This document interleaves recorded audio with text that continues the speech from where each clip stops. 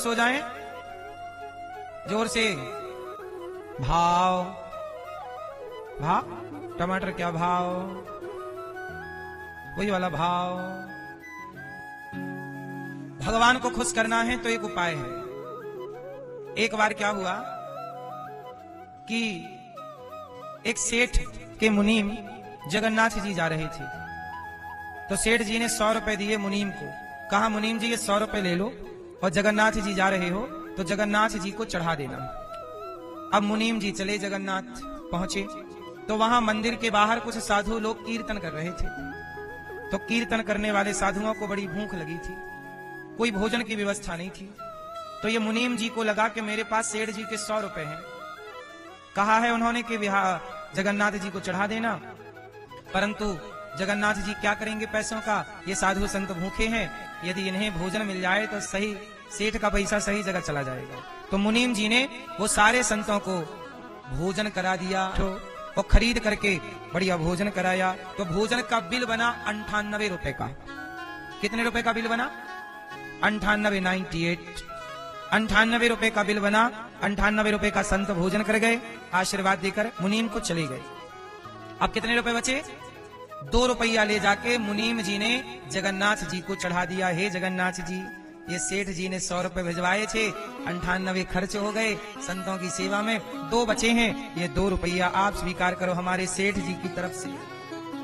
अब रात हुई तो जगन्नाथ जी सेठ के सपने में गए।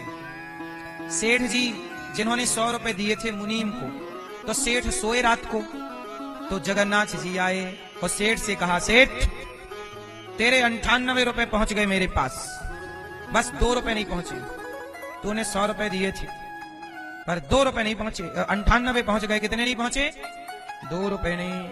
अब सेठ की नींद खुल गई, बोले हे भगवान, जगन्नाथ जी मेरे सपने में आकर बोले कि 2 रुपया नहीं पहुंचे। मेरा मुनीम तो बड़ा ईमानदार है, 100 रुपए में 98 चढ़ाया, 2 रुपए का क्या किया होगा? अब सेठ रोज यही सोचे। फिर क्या हुआ? मुनीम जगन्नाथपुरी से आए। आने जाने में थोड़ा टाइम लगा था, बैलगाड़ियों का जमाना था। मुनीम आए तो सेठ ने कहा, मुनीम ये बता तूने जगन्नाथ भगवान को कितने रुपए चढ़ाए? मुनीम बोले, महाराज सेठ जी बुरा ना मानो, मैंने केवल 2 रुपए चढ़ाए, 98 मैं नहीं चढ़ाया।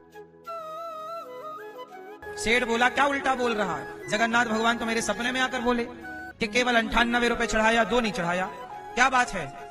तब मुनीम जी ने पूरी बात कही कि सेठ जी आपने 100 रुपए दिए, वहां पर कुछ संत भोजन के लिए बेचारे परेशान थे, उन्हें भूख लगी थी और भोजन नहीं मिल पा रहा था, तो मैंने आपके पैसे से 98 रुपए का भोजन संतों को बंटवाया और खूब प्रेम से संतों ने खूब आनंद से भोजन किया और 2 रुपए मैंने जगन्नाथ जी के चरणों में अर्पण कर दिए। तो जो संतों को भोग लगा वो पैसा तो भगवान तक जोर से पहुंच गया और जो डायरेक्ट चढ़ाया वो।